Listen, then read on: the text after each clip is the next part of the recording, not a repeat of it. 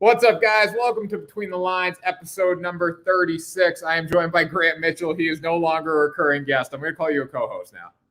Oh, I've moved up big time. I'm up there now. My name's in the headlights and everything. Yeah, I mean, you're big time now. Between the Lines, this was the debut show on the Sports 2.0 network. It set the foundation for our 1.5 thousand YouTube, almost 1.5 thousand YouTube subscribers, Grant. So, I mean, you should be pretty honored about this. Oh yeah, absolutely. My first time, I couldn't believe I finally got called up to the big leagues, but now I'm a co-host. That's big time. I won't let you down. I hope not, because I'm trusting you with this. Now, Grant, I have another question for you. How are you feeling about November 21st? It's coming up in a couple months here. You versus me, Blacksburg, Virginia, in front of all your hinge dates. I'm going to whoop your ass, and they're going to all be all over me by the end of the night. How does that feel, Grant? It feels like some bullshit, to be completely honest. I don't think that's what's going to happen. I had a really good day at the gym today. I did a pull-up challenge. I failed miserably. You're supposed to do 100 pull-ups in 10 minutes. And pull-ups are pull-ups are my biggest weakness in the gym out of every single exercise you can find. I only got through about 70 of them in 10 minutes. And I did that first. So I was pretty exhausted for the rest of the workout. Did a little bit of cardio, a little bit of circuit training, mix in some burpees in between some sets to try to get an active recovery going. But pretty much from that point on, I was juiced for the rest of the day. So got a bunch of energy and I'm ready for the show. Grant, how does it feel to be fighting the Fernando Tatis Jr. of baseball vloggers? Yeah, we were talking about that earlier. Just because you bought his jersey doesn't mean you have as much swag as he does. I have more swag than Fernando Tatis Jr. Listen, I know that the people out here watching right now only see Tanner on camera. He has no swag. He is at the bottom of the list of everybody that I know. He has no drip. He has nothing. You see that? See, that was proof that he has no swag. That was one of the worst things. Shut up. This is still my show. When you said, though, for people that haven't seen Tanner off camera, like you have seen me off camera, obviously, but people on camera, do you think the people like that watch our shows, do you think they think I have swag and drip? Not after that. But before that. I mean, maybe just because you talk loud. But hey, you can't predict the future. So, you said that the Giants were going to finish third, and you have no clue what you're talking about. Let me lay down this bullshit on y'all. All right, so let's see here. All right, I got a comment today on Baseball Spotlight, which is the show, the website that sponsors the show or presents the show, right? So I was looking through it, and it said, this was an article I wrote. I didn't even look through the article. I don't have time to go back and look through the article. But it said the Giants, I wrote, the Giants should get used to third place because this will be their position for the rest of the year. San Francisco will not reclaim first place in the National League West in 2021. I wrote this before the All-Star break. This could have been the third week of the season, honestly. And then this dude quoted that, and then in the comments below said, so much for being an expert. You should have stuck to football. Anthony C. Bueller-Werline, so that's his name. And Bueller, I thought he was one of the boys, Walker Bueller, right? And he's not, obviously, so he doesn't like me. But this is why we do it, honestly, to get the comments, to get the feedback. It's one of the reasons I do it, at least. I mean, I love getting gassed up and shit on in the comments. And you know what? If he wants me to go back to football, I'm still here. I'm like the Boston Red Sox, Grant. I'm still freaking here, and I'm not going anywhere. Yeah, interacting or at least observing the peanut gallery, by far one of the best things that comes with being a blogger, sports writer, sports talk show host, whatever you want to call it. The peanut gallery honestly makes it 10 times more fun. Oh, 100%. Like I just got a comment on a YouTube video here, and the dude's he's looking, they want the parlay, and I didn't put the parlay in, and he's like, where's the parlay, Tanner? And I'm like, it's coming in a later video. And he was like, oh my God, I need the parlay. Grant, the people don't need the picks. Or the people don't No, you messed it up. The people don't want the picks. The people need the picks. The people don't want the picks. The people need the picks. I messed up my own catchphrase, Grant. Great team. Good teams win. Great teams cover. That's another one I'm rolling with tonight, too.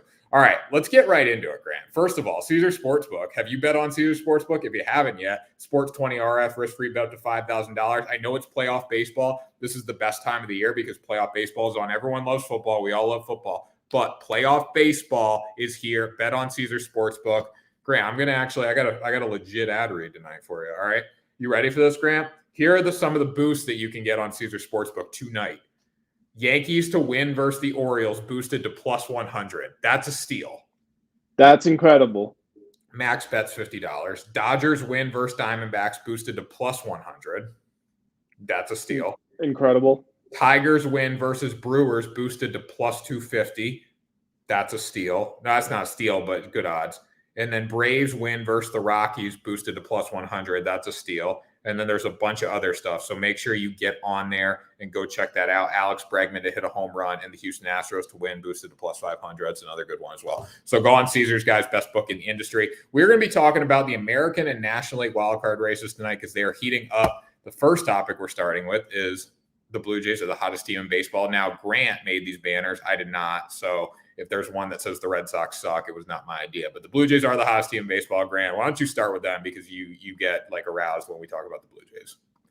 Yeah, I do. And so do you, okay? Because people can go check your Twitter history and see what you tweeted last night. Because Vladdy is absolutely ripping the ball right now. He's now leading the league in home runs. He's up at 45. He's third in RBIs. He's first in total hits. I mean, the guy is doing everything that he can. And another important aspect of why the Blue Jays have been so hot lately, Marcus Semien is now fourth in the league in home runs. He's behind Shohei, he's behind Salvi, and he's ahead of Tatis. He's got 39 on the year. This team is absolutely murdering the ball right now. Bo Bichette had that golf swing. And their pitchers, when they got Berrios, we thought, okay, that's a bit of a questionable move because you're so far out of the wild card. You're getting him for less than a season and a half. Why would you give up so much? Well, he's answering the call. Him, Alek Manoah, Robbie Ray, they've all been really, really good. Robbie Ray, last I checked, was second in the AL Cy Young race. So these pitchers, we looked at them, we thought, okay, that's a good crew, but that's not going to make up a 9-game gap or whatever it was. We were 100% wrong. And to go with that offense that we talked about as having a bunch of talent but not being a team of winners, they've found out how to get it done. And for the most part, it's been by blowing other teams out of the water. Not going to be expected to sustain that throughout all of October. But, if they can sprinkle in two of those games where they erupt, they have enough talent offensively and defensively to win 2 more games in a 7-game series. Yeah, they got to get to a 7-game series, though, too, Grant. Got to get there. Yeah, of course. It starts with the best of one, and because it's pretty much impossible that they overtake the Rays, right? So it's going to start with the best of one. They are the biggest boomer bust team in all of baseball, so I would be terrified betting on them in that game. Then obviously you start to get your series, and they become the longer a series goes. I think the better that the Blue Jays' chances are because they have such a high ceiling and such a low floor. You don't know what you're going to get from them in a short stint. So this is a team that if you're a bettor out there looking to bet on them, you definitely want to line them up for later on and hope they can advance. Yeah, I mean, I don't want – if I'm the Boston Red Sox, right, or if I'm – let's take the Yankees out of the equation. But if I'm the Boston Red Sox, I do not want to face the Toronto Blue Jays. I'd rather face the New York Yankees because the Yankees are trash, and we know that. The Yankees have proven over the past couple of weeks that they are trash. That hot streak that they went on it didn't really mean anything. It had no value besides getting them back in the playoff race, but they are trash. When you're the Blue Jays, you look at this team, we've said all year long, like when they figure it out, they are going to be very difficult to stop. It seems like they have figured it out in the past couple of weeks here, and they're showing no signs of stopping down. And Grant, yes, the Bo Bichette golf swing home run, I did get turned on by that. And then when I saw Vladdy, it was a night of getting turned on by those clips on Twitter, honestly. And you know what? That's the kind of team this is. They're a swaggy team. They make plays. They hit the ball out of the yard. Like, it's a fun team to watch. Playoff baseball in Toronto is going to be fun to watch. I hope we get to see it. But also, on the other hand, I'm also rooting for the Red Sox, so it's tough to say. But I do like the Blue Jays. I think they're going to be one hell of a team in the coming years, and they're going to be a nightmare in the American League East. You know what the biggest problem for the Red Sox is? Like, if we say the season ends today, you got the Red Sox and you got the Blue Jays. I don't even care that the game is happening in Toronto. The worst part is that the Red Sox, their win condition, what the scenario in which they win is when they score a lot of runs. And if you're doing that, you're going up against the wrong team in the Blue Jays because the Red Sox don't have, they have Chris Sale. If you want to call him the ace of the team, that's fine, but he's not a true ace, at least the way he's playing. I wouldn't say that at all. I would not say that at all, Grant. I think Chris Sale Chris Sale is a reputable ace in the game. I mean, you look at his stats. I mean, I'll pull up his Well, stats. he's over a 3 ERA for the season, and not Great. Wait. I'm going to say something. 3 of those runs were because Alex Verdugo dropped a ball in the outfield and inflated his ERA like massively. All right. So I am going to say that. But we look at what Chris Sale's done this season. I mean, he's been pretty damn good. He's only gone 6 innings. Like he hasn't been expanded into games. He missed the whole freaking season, Grant. Like that's our ace. That's our dude. He's actually at a 2.5. So I was wrong. Okay. Yeah, and I mean, 3 of those runs are from Alex Verdugo dropping the ball in the outfield. Yeah, but I guess when I think of when I think of an ace, I think of somebody I can put out there no matter who the opponent is, and know they're not going to let in more than 1 run, 2 max. And I just don't know if I can see Chris Sale doing that against the Blue Jays. I think Chris Sale's that guy, Grant. Chris Sale's that guy. That's a crazy. I think you and I have different definitions. Preposterous take, Grant. That is preposterous. I think you and I have different definitions of what an ace is. I think you think the ace is the best pitcher on the team. I think there's like 5 or 6 aces in all of baseball. Well, yeah, okay. Well, the Blue Jays don't have one. No, they don't. But I'm saying that the Red Sox way to win is by scoring a lot of runs. Grant, and you're going up against the wrong team if you're playing the Blue Jays. Chris Sale is a 7-time All-Star, Grant. He's a 7-time All-Star. This season, he's 3-0 with a 2.52 ERA. He's only thrown 25 innings. If he was here all year, he'd be in the Cy Young hunt in the American League for sure. All right, Grant. It's definitely possible. Like I'm not ruling that out. I'm just saying that I think there are only 5 guys in all of baseball worthy of being called an ace, and I don't put Chris Sale in that tier. That's preposterous, Grant. That's preposterous. I'm not saying he's bad. I'm not trying to discredit him in any way.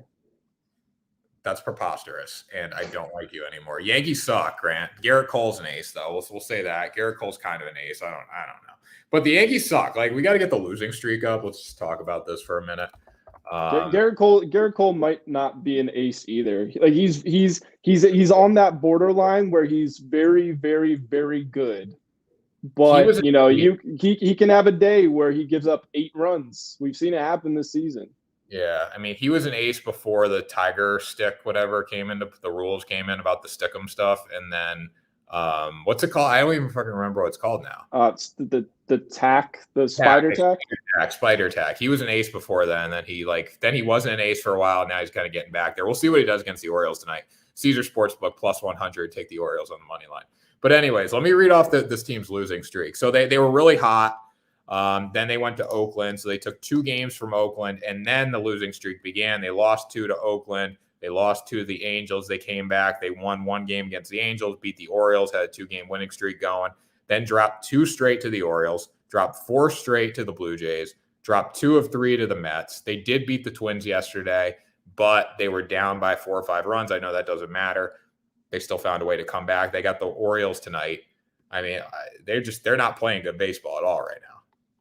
No, not one bit. And it's kind of disturbing to see what's happening to them. Like they are imploding, and they had talent on their team. They were a preseason World Series candidate. They come into the season, they're still billed as that team, even though they're inconsistent because their highs are so high. They look so good.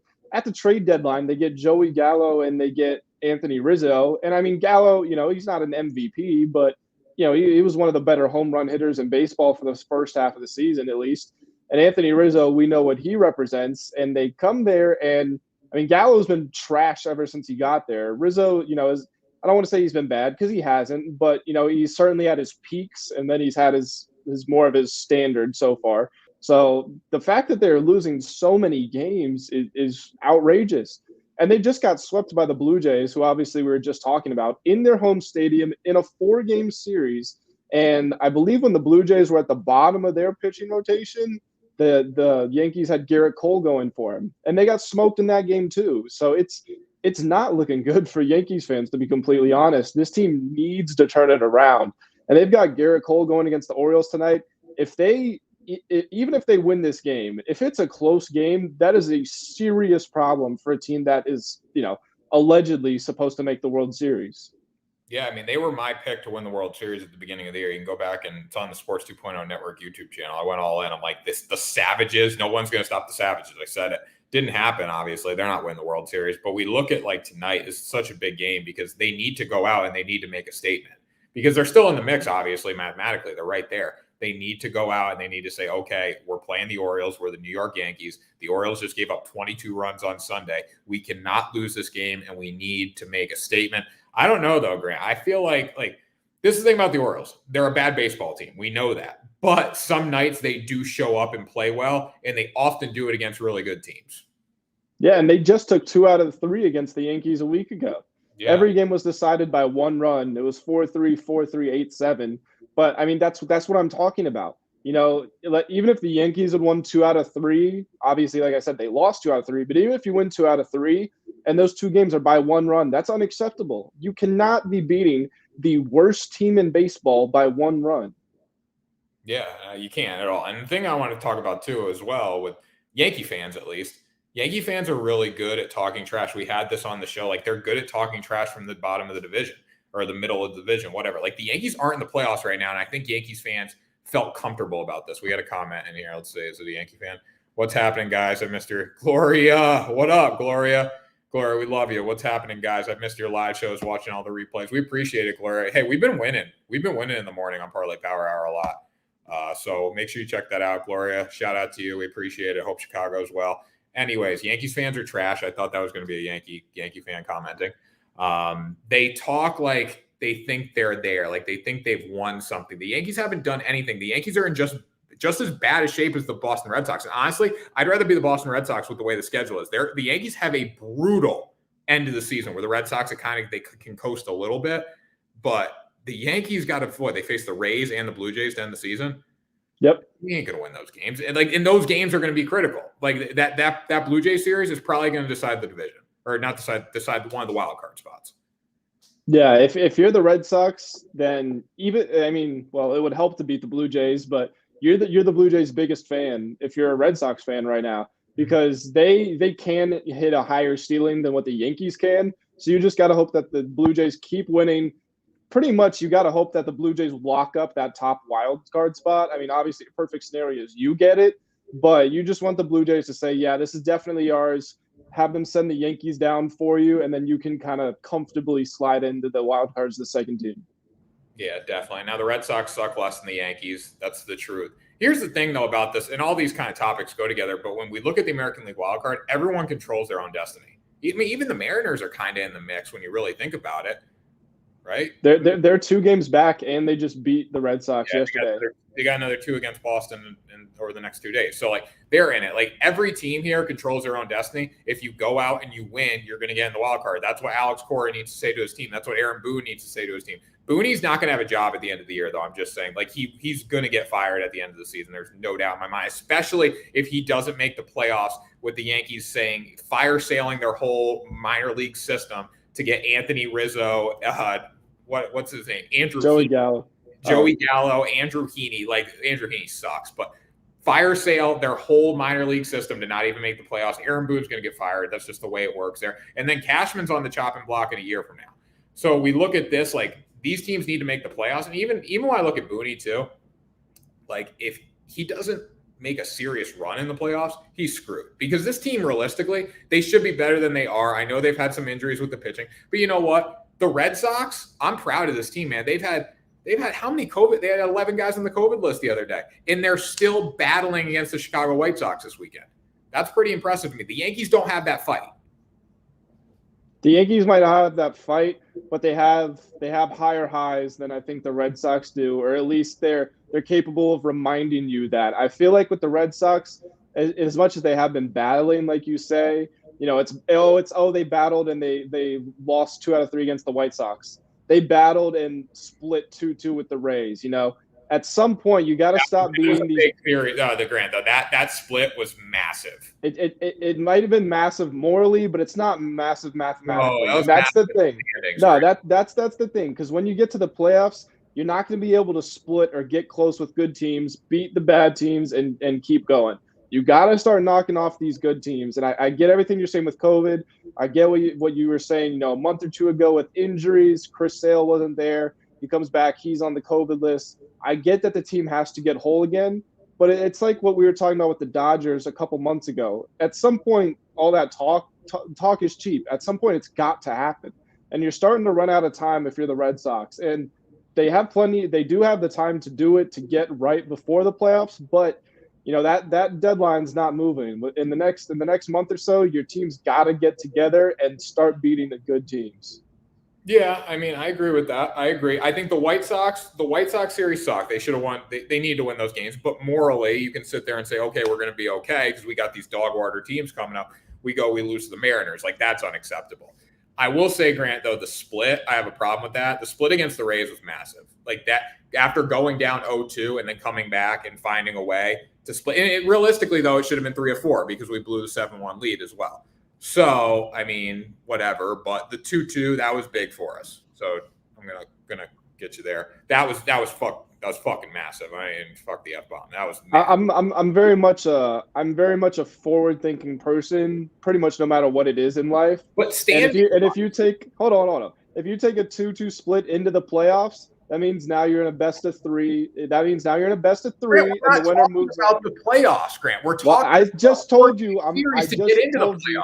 I just told you I'm forward thinking, and I'm thinking about what this means for the future. Splitting 2-2 against the team that is your biggest competition does not impress me. And I mean, if you split 2-2 and you're saying, "Oh yes, that's impressive," do you think the Rays are impressed they split 2-2 with the Red Sox? They're thinking bigger. If you want to win a 7-game series, then you got to start by winning your regular season series. You shouldn't be celebrating ties. Grant, fuck the Rays. All right, this is the bottom line, Grant. When we look at that Red Sox Rays series, I'm not thinking about the playoffs. I'm thinking about just winning fucking baseball games, Grant. It's a 4-game series, Grant. The whole team has COVID. I'm looking at this as, okay, I got 11 guys on the COVID list, and I just split with the best team in the American League. Fuck, when we get a full roster, we're going to whoop their ass in the playoffs. That's what I'm thinking, Grant. You're wrong.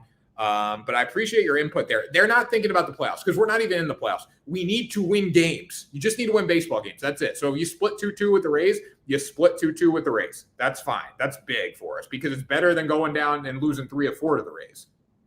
It's better, but playing 500 baseball is not playing big. I'm sorry. It never will be. Grant, we're not competing against the Rays. We're competing against the Yankees. We're competing against the Blue Jays. We're competing against the freaking Mariners. All right. Winning a game every time you lose a game is not playing big. It's not something to celebrate. That's how when you have 11, every player. You're making fun of COVID. You're making fun of COVID. I'm not. I am no. You're making fun of COVID. I just listen to parents not want to send their kids to school because they don't want the kid to get COVID. You're making fun of that disease, Grant. And you know what? I don't appreciate it. Go Red Sox. My words are being completely taken out of context here, and I don't appreciate that. We're switching leagues here, Tanner. You want to throw hands before November 21st? We'll throw hands before November 21st. That's why I'll kick your ass. Save it for the ring. Save it for the ring. Move from the AL East to the NL East, Tanner. You start this one since you always got me talking first. Who wins the NL East right now? Because the Phillies are still in it. The Mets, as much as we hate on the Mets, they're kind of still in it. Braves are up front. Who do you have in this one? What do you mean the Phillies are still in it? They're 4.5 games back, aren't they? Are they? Are they 2.5 or 4.5? I will tell you right now. They're 4.5 back. Okay, so this is what happened. I wrote a preview on this today. The Phillies went to Colorado. So they had a road trip, which I'm so fired up, and a rough road trip. I think they played the Marlins, and they dropped 2 of 3 of the Marlins. I could be wrong about that. Am I right about that, Grant? Yes. All right, and then they went to Colorado, and the Rockies kicked their ass. Took 3 or 4 games from them. So in the course of 1 week, basically one road trip, they lost their chance at winning the National League East. So the Braves are going to lock this division up. There's no doubt in my mind. Who the Phillies have tonight? They have an easy opponent tonight, right? I've got it pulled up. They've got the Cubs, they've got the Mets, the Orioles, the Pirates, the Braves, and the Marlins. So it's about as easy as it gets to close out the season. So as of right now, there are three games right there are against teams over 500. I believe it's the Mets. Could be wrong about that. Right. Well, the Braves too. The second to last series. Yes, and then the Mets could be over 500 by the time they play them. All right. So the Mets are 1 game under 500. So the Braves I mean, the Braves, I don't know what their schedule is. I can't imagine it's that much more difficult because they're playing the NL East, unless because the crossover games of the AL East. So the Braves could have someone like the Braves could have the Rays, the Yankees. I've got it pulled up here. So the Atlanta Braves, this series, they've got the Rockies. After that, they've got the Giants, 4 against the D-backs, 3 against the Padres, Phillies, Mets. All right, so they have a lot tougher road. But again, 4.5 games is a lot to make up, especially when a team's playing decent baseball. I mean, the Phillies, I don't know. Like some days they show up, some days they don't. Kyle Gibson's pitching tonight. Gibson hasn't done a thing since he's been with the Phillies. He's had a couple good outings. Bryce Harper is their whole team. Like we talk about the Red Sox, like if they don't score runs, if Bryce Harper doesn't hit the ball in Philadelphia, they're done. Like they just don't have a chance of winning games. So I just don't see the Phillies have the depth to make it to the postseason. But again, their schedule says they should make it to the postseason. Look at the Red Sox. Schedule says they should make it to the postseason. Their team, the way they play, they don't look like a playoff team. You know, you can't lose to the Mariners, right? Yankees, same thing. Yankees look like a playoff team. I don't know what their schedule looks like, or their schedule's hard towards the end, but they're a World Series caliber team on paper, but they're not going to win the World Series. So we got a lot of unknowns going on, Grant, right now. Yeah, I would tend to agree with you. It does fit in well to the next topic, though, which is who locks up that second NL wildcard spot. We know without a doubt that the Dodgers or the Giants, probably the Dodgers, it looks like, but who knows, are going to get that first wildcard spot.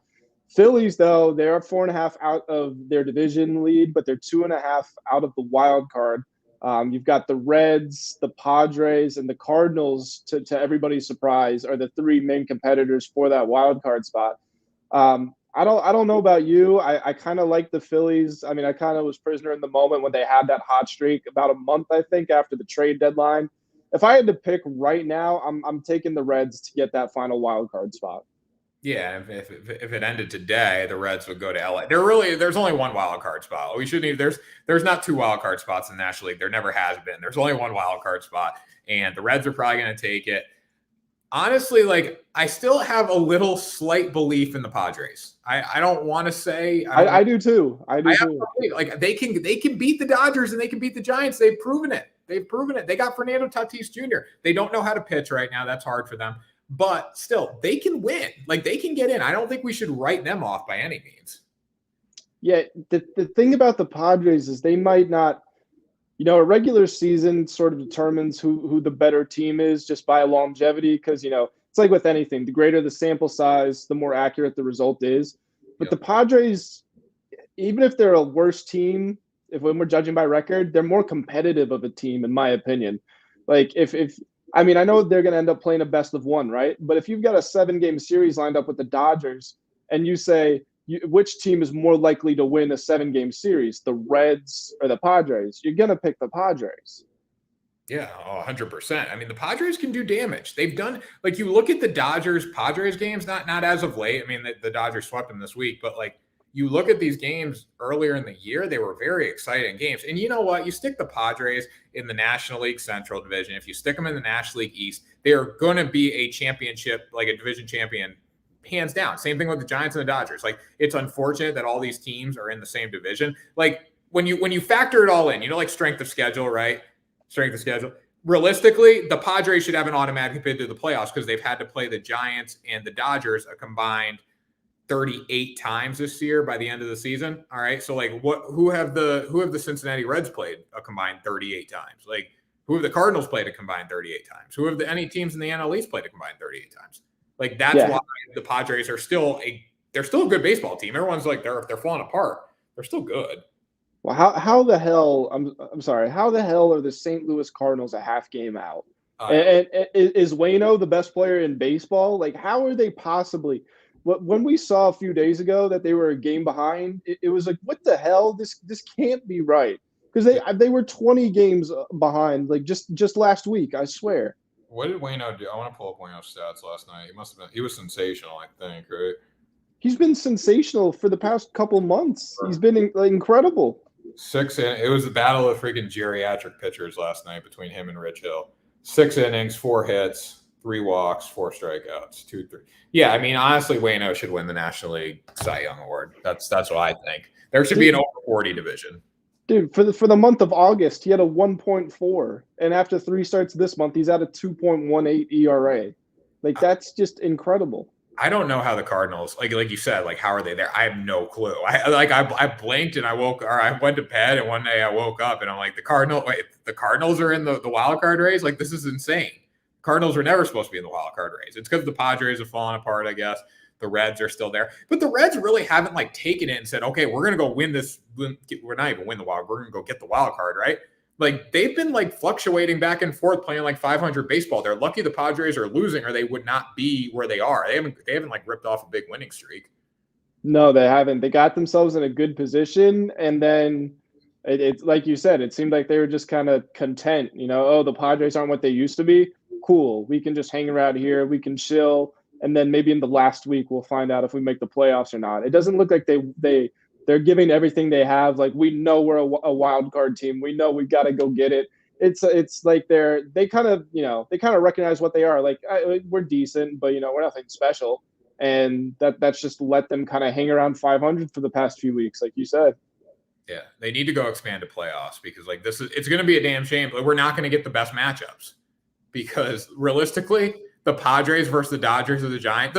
I'm going to say the Padres versus the Dodgers, because I think that's the most star power there. Like, we need that matchup in the playoffs. We deserve that matchup in the playoffs. And if we do get it, it's going to be a very good series. I guarantee it, because the Padres are going to rise to the occasion. Fernando Tatis Jr. is going to rise to the occasion. He's going to bat flip the ball over the yard. Walker Buehler is going to shine. Like, you look at the Padres pitching staff, it's not very good right now, and I really think about it. So still going to be a good series, though, Grant. Still going to be a good series. I'm thinking of a pitcher. For the Padres, they've got Darvish, who was absolute ass the other night. Blake Snell, the Cy Young winner of this year. Cooled down a little bit. Yeah, he was good. Well, I think his last start, he was pretty bad. Well, I mean, you were talking about Tatis. Obviously, you've got his jersey on. Over the weekend, obviously, I was watching a bunch of football, college football and professional. But it felt like every time they showed the score, Dodgers, Padres in the third, Dodgers, Padres in the fifth, Fernando Tatis 1 for 1, Fernando Tatis, 1 for 2, 2 for 3. It's like he's always the one, fighting against this Dodgers team. I don't know if he doesn't like them, or he just feels compelled. I've got to rise and shine, which is what stars should do. But he absolutely responds to the Dodgers every time they face them. So it is going to be a shame if we don't get to see them play. No, he's a competitor. I mean, you look at him and Machado. I think they're both competitors. I love that. I love their left side of the infield. It's great. But it's just the pitching's really hurt them a lot, and then the offense hasn't been great. So it's like the combination of the two is going to kill you, especially when you're playing 38 games against the Dodgers and the Giants. So, I mean, I still believe in them. I'm not going to say I don't, because I've seen what they can do against the Dodgers, and any team that can do that has it in themselves to make the playoffs. This is my final thought on this topic here.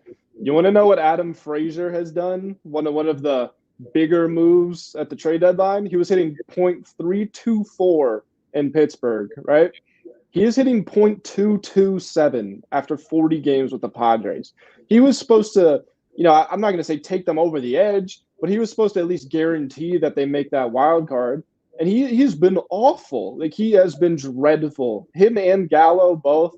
I hate to keep beating a dead horse on Gallo, but it's like they just completely forgot how to play when they got traded.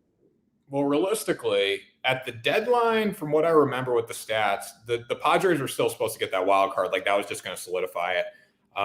With Gallo, I think Gallo's trash. He cannot hit for average. He can just hit the ball out of the yard. And if he's not hitting the ball out of the yard, it's really noticeable, because his .18 or .19 to .2 average is real. It's noticeable when you're not hitting the ball out of the yard.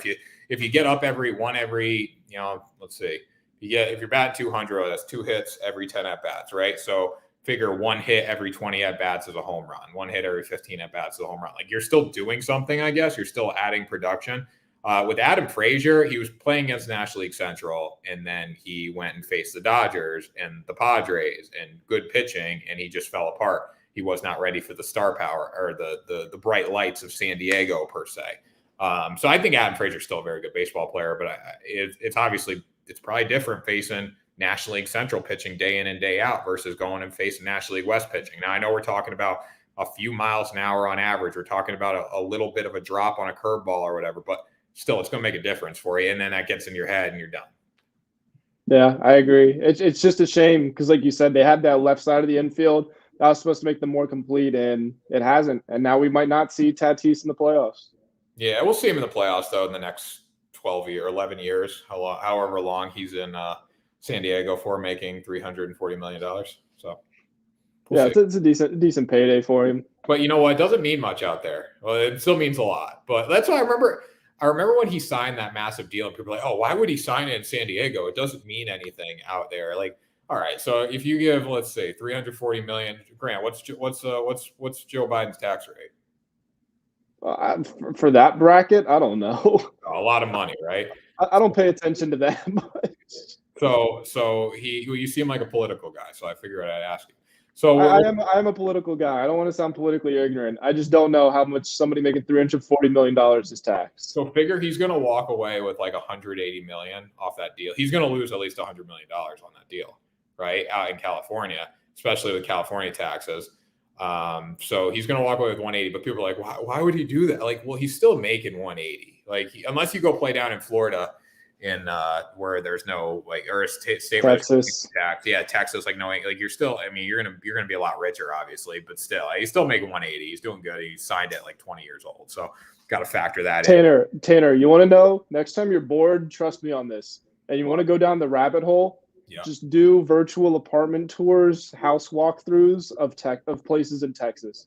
Like, you see the most incredible things. That I saw a 1,500 square foot 2-bed, 2-bath apartment that just one person was living in on the top floor of a high rise, $800 a month. Really?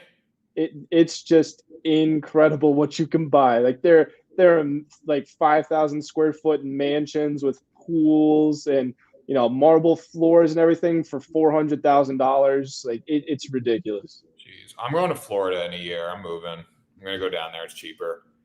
Getting out. Yeah, I mean, I don't blame you. Plus, Boston sucks. I know you're a Red Sox fan, but come on, it's not a great place. Yeah, I like it. It's okay, but I'm going to Florida. Anyways, Grant, we're getting off topic here. I got another show in 30 minutes. Kershaw's back, baby. Clayton Kershaw. If you're the Dodgers and you get a 1-game playoff, it's like Dave Roberts must get aroused sitting there. Okay, I'm going to throw Walker Buehler at him first. Then I'm going to go Clayton Kershaw. Then I'm going to go Julio Urias. Then I'm going to go. Oh no, not even. I missed Max Scherzer. I forget. We're going to start with Scherzer. We're going to relieve with Walker Buehler, Clayton Kershaw. Kenley Jansen's been an absolute stud. I think he's on paternity leave right now, though. Julio Urias is just a winning machine. Like, doesn't have a great ERA, but he just freaking wins. You might as well put him on the mound. I mean, he leads the league in major league, or leads the major league in wins. Like, you just have so many options here. Clayton Kershaw is back. Good to see what he did the other night. I think it was like 4 or 5 innings, right? 4.1, 4.2, 1 earned run, 4 hits, 5 Ks. Solid night for a dude that's, you know, I look at Kershaw too, Grant. Like, Kershaw's only 31 or 32. He's not that old. He's just been here since he was 18. He seems so much older than that.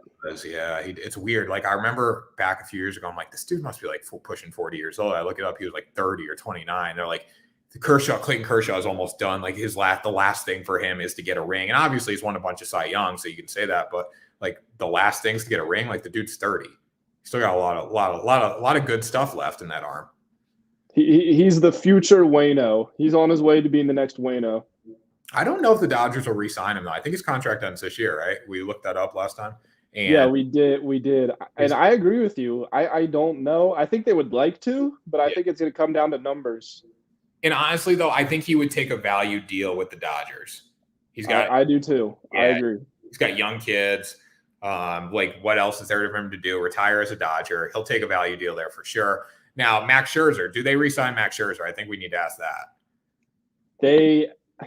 I think it depends on if they win the World Series, to be completely honest. If they don't, I think he's gone. If they do, I think he stays. I like that. But it's like, what's Max Scherzer going to give you in a year or two? Like, we got to be realistic in the sense of, okay, the dude's dealing right now, but like, he's going to want a big contract. He earned a 3-year deal probably off what he's done this year, right? What's he going to be like in 3 years? That you're going to, you know, I mean, we look at like, so you look at Bauer, right? Bauer got 3 years, like the highest paid pitcher in baseball, right? It was over $100 million for 3 years. So we look at like Max Scherzer. He's obviously not worth that because he's not young, but still, he's going to be. It's going to cost them a lot of money to sign Max Scherzer. I don't think they even bother. You got Walker Buehler. You got enough dudes. You got Dustin. This is the thing with a guy like Max Scherzer, and I'll switch it over to basketball here, kind of from my analogy. It's like what the Phoenix Suns did with Chris Paul. They re-signed him this offseason to a 3-year deal, and I mean I don't like it because, well, I don't know if I don't like it, I should say, but the Dodgers are in a slightly different position because on paper they have the best roster in baseball. The Suns don't have the best on paper roster in all of basketball. But what re-signing Chris Paul did, even though he probably only has 1 year at the top level, and you're paying him 3 years of top money, what it does do is you just went to the NBA final, or yeah, you just went to the NBA finals. You know, you were there with a chance. You led the team when you came in. You revitalized the team. So if like I said, if they win that World Series, have a nice night, Gloria. If they win the World Series and you end up having to pay Max Scherzer for 3 years, yeah, you might be biting the bullet 3 years from now, but it still means next year you have a guy who is still in Cy Young contention. So it's about that, you know. What do you want to bet that you can be okay without him, or do you want to give yourself an insurance policy that might suck at the end, but it'll help you out a lot next year? Yeah, I mean, you got to factor that. It's all going to come down to money, and the Dodgers just spend a ton of money. Like it's like the Yankees. Like everyone's like, oh, the Yankees are the big spending team. Like that's not the case anymore. Ever since this whole like Dodger World Series era, Magic Johnson, whatever, just spending a ton of money to win. Like they're not. The Yankees are. When you look at like the actual salaries, the Yankees are low compared to the Dodgers. Now it's Yankees, Dodgers, Red Sox, Padres up there, but like the Dodgers are freaking just on a different level than all these other teams. Yeah, they print money down there. They print money, yeah. So, all right, Walker Buehler's third in the Cy Young race, Grant. You told me this, so you can start this one. Yeah, the top three in the odds right now. Or actually, I'll just give you the first few here. Max Scherzer. I don't want to say it's a surprise, but you know, wouldn't have expected that a month ago. Corbin Burns, Walker Buehler, Zach Wheeler, your guy of the Phillies, Brandon Woodruff, Kevin Guzman, and then it drops off from there. Like you got Aaron Nola and Chris Paddock after that. They're not going to win.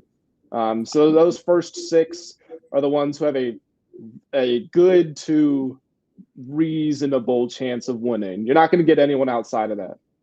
No, and I think all these awards, they all say it doesn't the playoffs don't have anything to do with it. Whoever, I don't know when they actually like vote, but whoever gets into the playoffs or whatever pitcher out of that group is the most influential on their team making the playoffs or doing well in the early rounds before the voting takes place, I think will win the award. Right now, obviously, Max Scherzer or Walker Buehler, Corbin Burns, they're going to get in.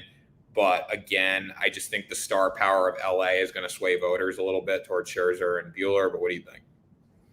Yeah, I mean, Walker Buehler's plus 300 right now. That's the best you're going to get for a guy who, realistically, even though he's third right now, he's pretty much, you think, guaranteed to be top two in voting. You know, with respect to Corbin Burns, I think that if the season pretty much stays how it's been, you're going to get Max Scherzer, Walker Buehler 1-2 in Cy Young voting. My vote would still go to Walker Buehler right now, just because. You know, I don't care if he's vaulted to 2.5 or whatever, 2.6, whatever he's at right now.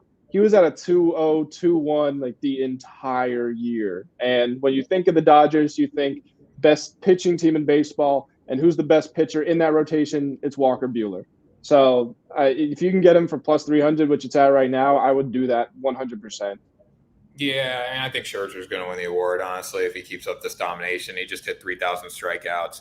He's pitching in LA. He's on a winning team. It's hard to argue that. I think Walker Buehler deserves it just as much. But again, Scherzer, old. He's coming to the end. He's probably not going to win another Cy Young, he has less of a chance with Walker Buehler. Walker Buehler is a hands down guaranteed Cy Young winner in the future. So that's another thing that I think will sway into voters' heads. Anyways, Grant, final topic here: World Series dark horses. Give me your pick. Give me your top three dark horses. Okay, when I say dark horses here, you know, I'm not talking about teams that are in the wild card or outside of the playoffs right now. Like you think of the obvious teams: Astros, Giants, Dodgers. That's probably everyone's top three, right? It's teams outside of that to me that are dark horses or at least outsiders or outside teams. Toronto Blue Jays have to mention they have a higher ceiling offensively than any team in baseball, and if their pitching staff is doing well, they can't match the Dodgers, they can't match the Giants, but they can get pretty close for a couple games. Obviously, you would favor the first two over a longer series, but that's not going to matter as long as their pitchers are good, and if their offense is firing all cylinders, that can absolutely win them the World Series. So they would be my number one dark horse candidate. Dark horse for a reason. I'm not picking them, but they would, of these outside teams, I would put them first. Chicago White Sox, Tanner, the Cupcake Central.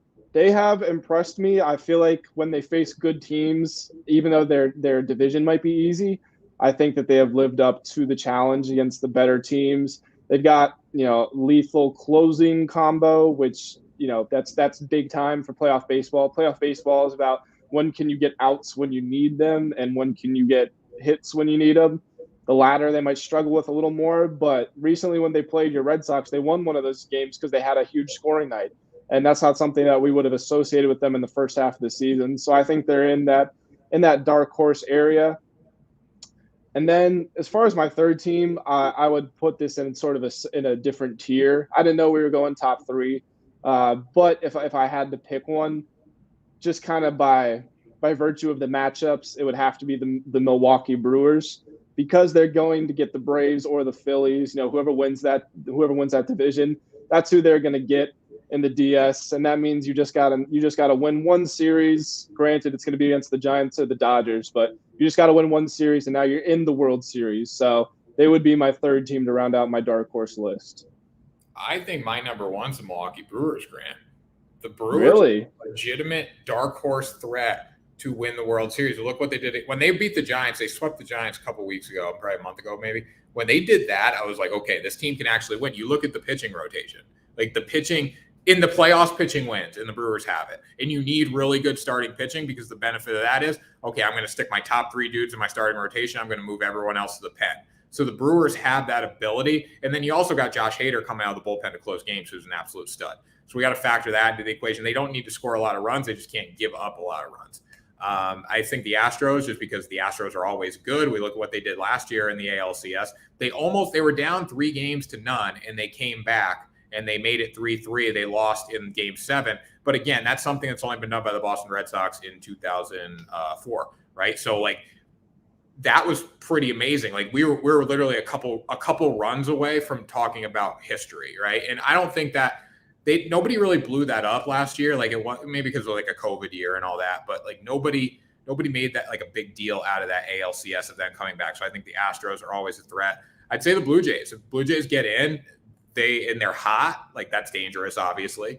I don't think the Yankees will do anything. I want to say the Red Sox will do something, but until they prove me wrong, I'm not going to sit here and bullshit the fans between the lines that the Red Sox are going to win the World Series. In the Reds won't do anything. I mean, the Padres, honestly, if the Padres get in, they could do damage. I'm not going to sit here and say they're not going to. They could beat the Dodgers or the Giants in a 5-game series, and then they go to a 7-game against the Brewers or the Braves. They can win that too. If they're in the World Series, I think they'll beat the team in the American League. The White Sox, I don't have much respect for the White Sox besides their good pitching. They got some good hitting too. The White Sox are pretty legit. Every time I watch them, I just don't see them play well. So it's hard for me to say that. But I think the Brew Crew is the number one dark horse threat to win the World Series, G-Money. I'm sticking with the Blue Jays. I'd rather pick a team that wouldn't have to face the Giants or the Dodgers on their way to the World Series. Okay, that's fair. I'm going to pick the Red Sox, Grant. Gosh. End the show. And silly. This is silly time now. We've gone too far. Grant, Between the Lines number 36 is in the books. November 21st is coming before you know it. Get your tickets for me and Grant throwing down in Blacksburg, Virginia, sports20.com. If you don't live in Virginia, it's worth traveling for. I guarantee it. I will knock Grant out in a couple seconds, and then all his Hinge girls will be all over me as I party at the bar. Where did this Hinge thing come from, by the way? You thought of it this morning, and now you won't let it go? Well, yeah. Yeah, I actually did think of it this morning. Good. Yeah. So I brought it up on this morning show. So November 21st, sports20.com tickets, sports20.com /tickets. You will see me and G Money You can buy tickets there. We're going to battle it out November 21st, Blacksburg, Virginia. Is there a football game that weekend? It's November 21st. I mean, probably. We're always playing football down here. Grant, I got a question for you. I think we sell out. What's Virginia Tech Stadium called?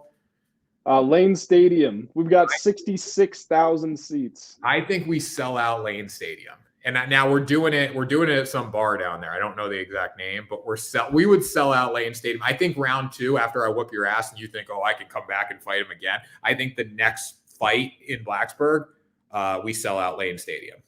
It's the fight is the day after we go to Miami. So the fans they're not going to be hungover from the day before because we're not traveling to Miami. So they'll be out in full force for our fight. I'm going down to Miami to see Jack Frat Boy. I already made reservations for his couch. See, you should have planned ahead for that. Then you're going to be disadvantaged. We signed the contract already for the fight. Or we're going to do a contract signing on stream. We're going to stream a contract signing in the future. But I already told Jack Frat Boy I go. So that's on hold because it means more to beat your ass than go down there and party and be an honorary frat boy for the night. So November 21st, sports20.com/tickets. Get them. Me and G Money throwing down. Grant, final thoughts for today's Final show. thoughts, short and simple. Odds for the fight on the Sports 2.0 Sportsbook. Lock me up. I'm the favorite. I'm minus 120, so you got to take me. They'll be on Caesars too. Sports 20 RF. You can do a risk-free bet on me. They'll be on Caesars in the coming weeks. We got to do weigh-ins and stuff, and they got to see how training's going before they put odds together. But right now, on the future bets, I'm the favorite. All right, that does it, guys. Hope everyone has a great night. If you're a Patriots fan, 22 minutes from now, we'll have another podcast going there. So check that out. Come join us. And we'll talk to you next week. Grant, you're a co-host of Between the Lines now, right? Absolutely. That's what I was told. All right. We'll talk to you next week for another show. One thumb, one finger, one pinky, all love. See you next week.